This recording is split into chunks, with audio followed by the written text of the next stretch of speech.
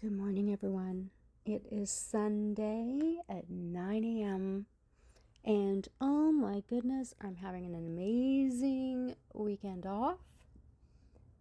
And just heard the church bells. Yeah, my bike arrived last night. Have to get the brakes looked at. Like, it's not a bad thing. It just, it's been sitting for years basically, so it's good to have these things looked at. So that video is coming so soon. Yeah, really excited to be doing that.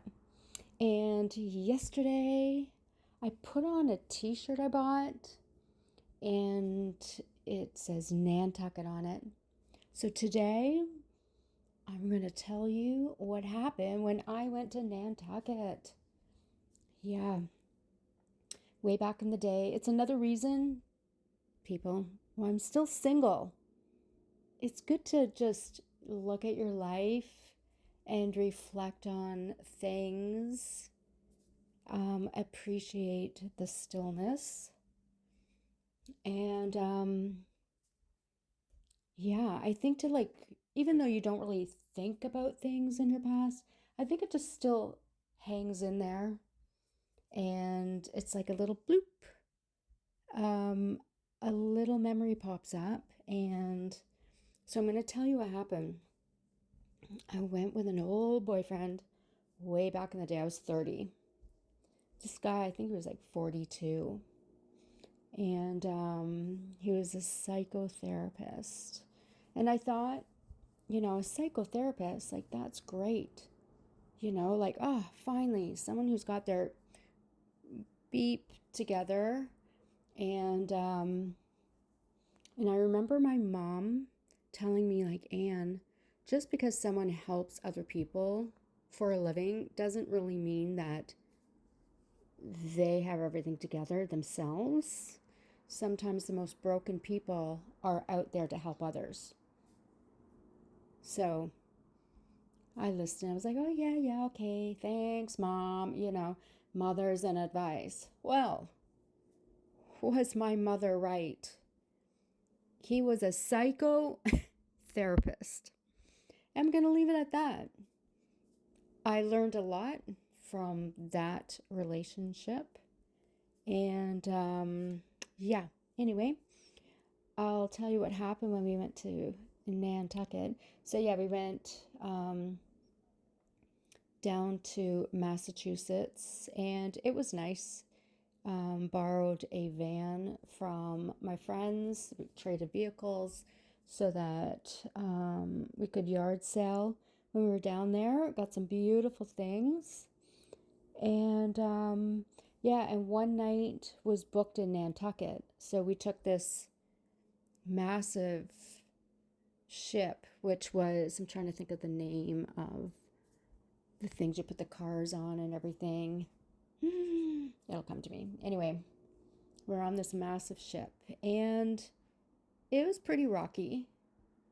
And yeah, I was a little seasick-ish. I had to stay up on the top deck, looking out, watching the horizon, because it was a bit much for me. Anyway, we arrived alive in Nantucket, and when you walked around, oh my goodness gracious, it was like walking into some type of, like, maybe a Benetton ad, or, like, it was just a place where the most beautiful people on earth lived. Like, everyone was in white and blue stripes, or in, say, tennis attire. They just, perfect hair, perfect teeth, perfect bodies, carrying these little, I forget what the bags were at the time, but they were just these funny little strange things. And I thought, and very expensive. And I thought, I don't care how much money they cost. I would never be carrying one of those. But anyway, I think it was like a little duck or something. So we stayed in probably a bed and breakfast. I don't have any memory of that. How funny is that? And then the next day, the weather was a little questionable. And as we were walking to the ship to go back, people were saying, like, oh my God, the waves were so massive this morning. They were going right over the ship, and we thought it was going to like tip over. And so, anyway, as we're walking towards, to get our tickets, kind of thing, I'm listening to all these people, and I'm afraid of water. Ask my girlfriends. I make them go like put in this beautiful boat that my girlfriend owns. Yeah, so sorry. Anyway, the closer I got to the ticket booth, the more my like I was like, no, nope, no way, no, you're not getting me on that thing, no. And this guy, he was starting to get like a little pissed at me, and I'm like freaking out, and I'm like, you're not gonna make me cross the ocean in a freaking tuna can. There's no way you're gonna get me on that thing. So yeah, I was like a little kid, like just putting her heels in and like, no way. And I started to think, like, basically rethink my whole life, think, I can't get off the island. Like, I'm terrified of water, and I was terrified of flying at that point. I'd never been on a plane. So, yeah, I'm having like a real meltdown, panic attack. And then finally I was like, where's the phone? Give me the phone. So I went to a phone booth and I called my mom, Collect. So sorry, Mom. And I was like freaking out. I was like, Mom, I can't get on the boat. I can't get, like, I'm freaking, like, I can't. Like, the waves, like, no. Like, the boat was going to go down this morning. Like, I'm like having a meltdown. And my mother says to me, Anne, if I could cross the ocean, and my mom's deathly afraid of water, first of all, let me tell you. If I could cross the ocean with two little babies, and that ship went straight up and straight down, I thought it was going to hit the bottom of the ocean, and then straight up and straight down, and people were thrown up. Like, it was awful. She said, and I did it. I made it to the other side, and here we are, here you are. So you're going to get on that ship. And I was like, oh. I was really hoping that my mom was going to be on my side, but really, what is my side? I just need to get home, right? So she was, once again, the voice of reason. So I hung up the phone, and I went to the booth, and I said, can I change my ticket to this evening? I just can't get on that boat right now. And they were like, sure. So anyway, it was a nice afternoon once again in Nantucket. And then I think the cruise at that point was like 7 o'clock.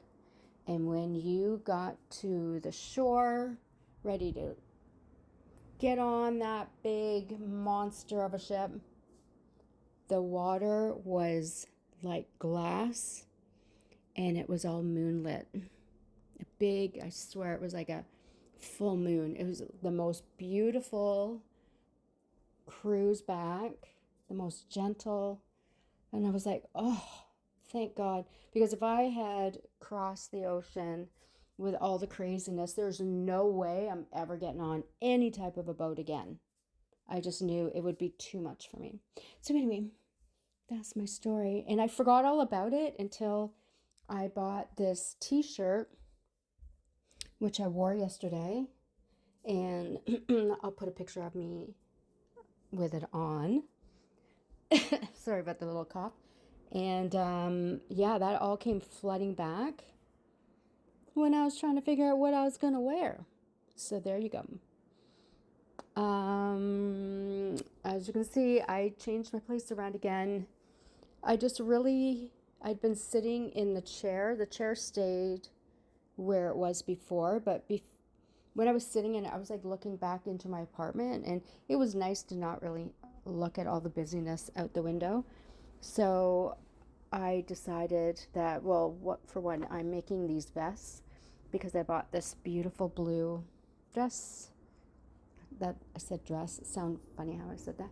And it's just kind of weird in the top of it. So I thought it'd be really nice if I had like a little sweater vest to go over it in the same color, in this beautiful blue that I'm obsessed with. So yeah, I'm almost finished it. But anyway, I needed more light, and I like natural light. So I moved everything around. But I really love the way my living room is once again. And Oscar's super happy on the couch beside me. I call it his massive cat bed. So anyhow, yeah, here's my story for today. I love you all. And stay tuned. I can finally shoot my bike video. Oh, with my little Anne, my little mini me. I'm just so excited. Okay, I love you all. Have a great day out there. Bye.